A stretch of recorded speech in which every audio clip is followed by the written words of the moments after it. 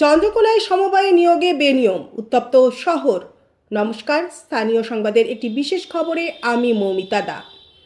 ভোটের নির্ঘণ্ট ঘোষণার পর আদর্শ আচরণবিধি জারি হতেই চন্দ্রকোনা শহরে ইলামবাজারে সমবায়ে নিয়োগ ঘিরে তীব্র উত্তেজনা ছড়িয়েছে। চন্দ্রকোনা সমবায় সমিতিতে কোনো রকম বিজ্ঞপ্তি বা ইন্টারভিউ ছাড়াই 3 জনকে কাজে যোগ দেওয়ানোর অভিযোগ উঠেছে সম্পাদকের বিরুদ্ধে। এই ঘটনাকে কেন্দ্র করে সমবায়ের ডাইরেক্টর ও সদস্যদের একাংশ ক্ষোভে ফেটে পড়েন।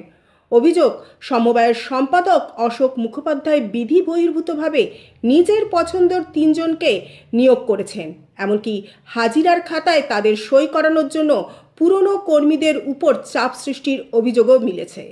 এই বিষয়ে তমলুক ঘাটাল সেন্ট্রাল কোঅপারেটিভের ডাইরেক্টর কৌশিক গুলবি জানান, আচরণবিধি চলাকালীন এই নিয়োগ সম্পূর্ণ অবৈধ। অন্যদিকে সম্পাদক অশোকবাবু দাপুটে ভঙ্গিতে জানিয়েছেন তিনি কাউকে কৈফিয়ত দিতে বাধ্য নন।